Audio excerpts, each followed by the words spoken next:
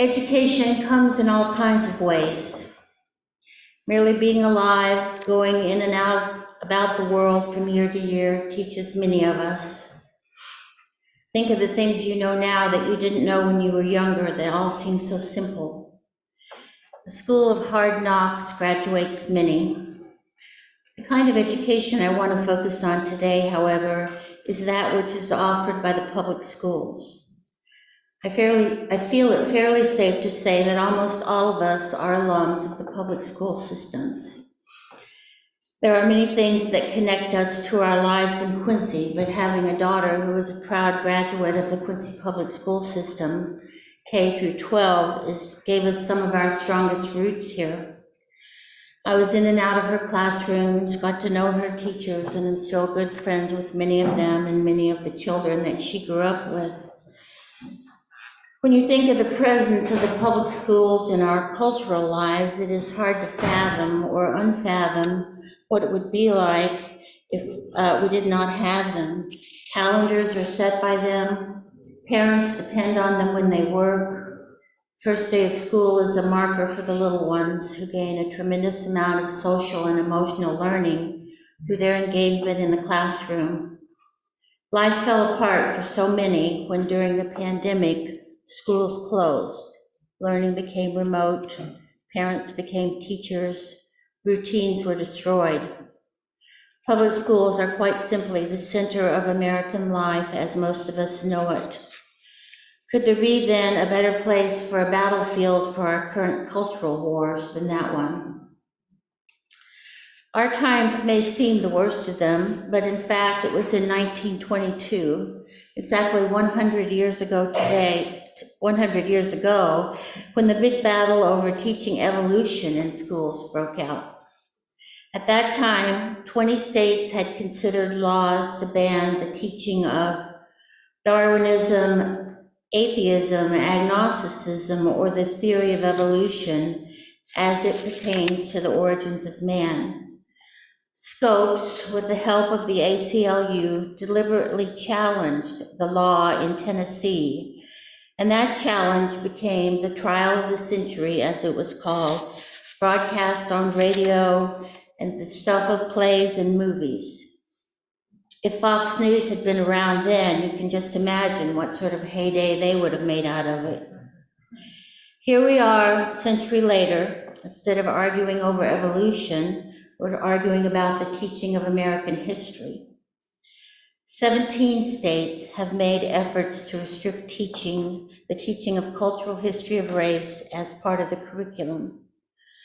All this goes in the guise of poorly directed language that, quote, prohibits race or sex stereotyping or the teaching of divisive concepts. When the anti-evolutionists condemned evolution, they meant something as confused as people are today when they condemn critical race theory. When language gets murky, it's a reflection of murky thinking. As with now, the politicians weren't rejecting so much Darwinism as much as a progressive package. Its model of human betterment, democratic citizenship, its interest in the free and equal public education that prevails over the private interests of the parents. For what was then called the progressive agenda, we can substitute the word liberal, but the politics are not much different. Agitation stirred by the pundits has given politicians the ammunition of poorly worded language. The teachers, the librarians, and the students stand in the middle of the fray. In Columbia, Missouri, home to the university, of course, a city where approximately half of the 100,000 people who live there have some affiliation with the university, the public library is currently under siege from the Secretary of State, who demands that they have what they already have, a policy and a protocol for assessing and reviewing children's books. That such a protocol was reviewed and updated just last year makes no difference, as the point is to make miserable those good souls who run the wonderful library place that perhaps next to this sanctuary is holy to me. In Virginia, the governor set up a tip line so that parents could report when they felt their rights were being violated or when divisive practices were being taught in the schools. Masking mandates, vaccine mandates, remote learning, shooter drills, public funding. Politics has entered the classroom once again as conservatives believe they can win elections by whipping parents into a frenzy over their rights and what generally seems a trend against public education. I know that you know that public school curricula are carefully debated, articulated, studied, and prescribed. Public school teachers don't always get a lot of latitude about what they'll teach because certain outcomes must be achieved. Just as an example, the teaching of cursive writing was eliminated from the K-12 Common Core standards in 2010. One college teacher discovered this the hard way when he realized that he could no longer count on his students to read cursive because they couldn't read original letters and diaries when he asked them to do what we call primary research. And more close to my heart is if they can't read cursive, well then what about the volumes and volumes of things I've written on the bottoms, the sides, the margins of their papers through the years? There was a battle over the elimination of cursive too, of course, with some states passing laws to demand its teaching. But before states began to debate what to teach, they had to require children to attend school. It was the early Progressive Party in Illinois in 1883 that made school attendance mandatory. By 1916, every state had mandated school attendance between the ages of 6 and 16. Some parents objected to the mandate, but the Supreme Court ruled in 1901 that it was the duty parents owe to the child and to the Commonwealth. Public education was thought to be the answer to the tension between democracy and capitalism.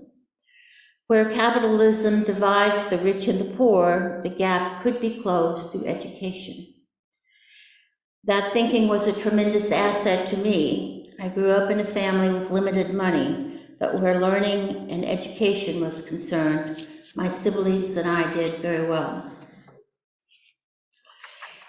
At the time that school became mandatory in 1883, one Stanford professor said approvingly that each year the child is coming to belong more to the state and less to the parent. He articulated the popular progressive opinion that children's health and welfare was at stake as mandating school attendance also brought vaccine mandates and the abolition of child labor. All of these policies were challenged in court as they are now, but the schools won against lobbies from the textile industry, from the Farm Bureau, and so forth, where child labor was considered an asset. Parents were not then thought to be the best advocates for their children. Parents Magazine, in fact, began to publish in 1926, saying, "Devoted but unenlightened parenthood is a dangerous factor in the lives of our children." An expert was needed to teach parents how to raise their children.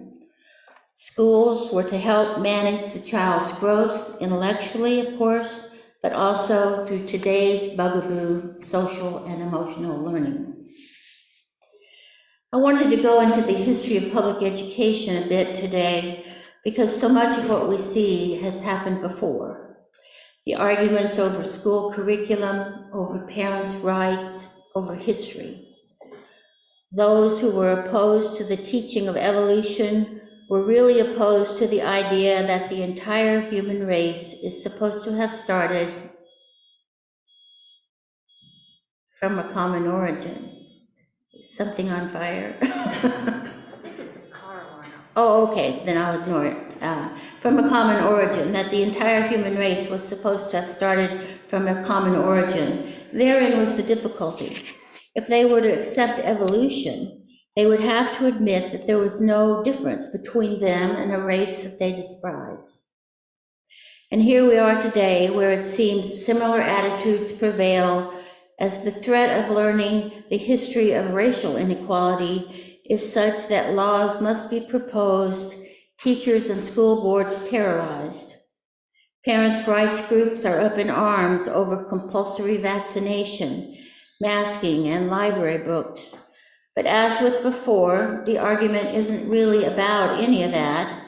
It's about a vague and threatening idea that we're all human beings of the same kind. One person's disenfranchisement concerns all of us. Hatred turned against any one of us affects all of us. What has happened to some of us is a worthy subject of instruction for all of us. The human family has a shared history.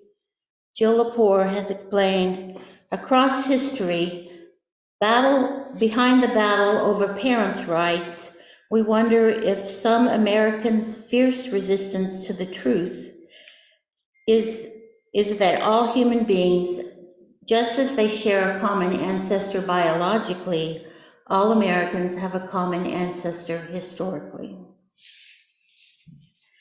We are all protective of our children, and we have strong opinions about how and what our children should be taught, so we can understand parents who are fearful and angry. Homeschooling became legal in the United States during a decade between 1982 and 1992. Parents' rights took on a new vocabulary in the 1950s and 60s. Vouchers, charter schools, states' rights. Much of it had at its core racial politics, and as now, it was centered on the schools. There is a lot to learn from history, but the rights of the parents to choose for their children is a fundamental one, I believe, so the controversy is not a simple one. It is, however, the uninformed or the misinformed parent who concerns me. Notions of racial replacement that have sent some into a complete denial of history. Just learning about the past seems to open conversations that some parents want shut.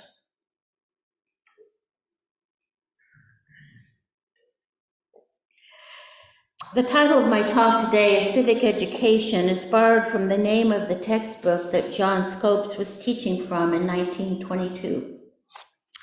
It was called A Civic Biology. Its intro describes it as a guide to living in a democracy. Quote, this is from the intro to the book. This book shows boys and girls living in an urban community how they can best live in their own environment and how they can cooperate with civic authorities for the betterment of the environment. Coming as it did after the 1918 flu epidemic, it stressed the importance of hygiene and vaccination and quarantine. It discussed evolution, but unfortunately also eugenics. Its author, William Hunter, said, plants and animals are living things. Taking what they can from their surroundings, they enter into competition with one another, and those which are best fitted for life outstrip the others. How did it feel for kids who were poor and hungry to read those words? Perhaps they were just not fitted for a successful life. How does it feel now for gay or trans or African American or Hispanic or Asian children to have the very acknowledgement of their identity, their history, at the center of so much anger? Several of our Unitarian principles acknowledge the value of learning and thinking. Who would we be if we could not ask questions that bring us to reasoned answers? It is quite likely the very fact that we like to think for ourselves that defines us. We expect or hope for a similar kind of reasonableness in others. If we could just talk to them, all would be cleared up and made sensible again. When Steve spoke last month, his title was The Sleep of Reason. In it, he pondered why so many seem to support ideas that are against their own best interests. People refuse common sense gun laws for fear that any concession would take their guns away. People who refuse funding for medical care for fear it might also fund care for someone they deem unworthy of life. Hearing that made some of us feel like reason wasn't merely asleep, but in comatose or perhaps near death. During the responsive talkback, several suggested that education is the answer to the sleep of reason. Because we are a congregation of people for whom thinking, reasoning, and questioning is central to our faith, we must let our light of reason be a beacon of hope to those teachers, librarians, students, and parents who only seek to allow truth its place in education. Send a card, write a letter, attend a meeting, be the toad to someone's frog. Thus, we testify to our faith in a way that some Christian denominations must testify to their faith. Let our light shine for those who need a beacon of hope. Our recent election has shown us that, as we learned from John Milton in our responsive reading, when truth is in the field, she will not be put to the worse.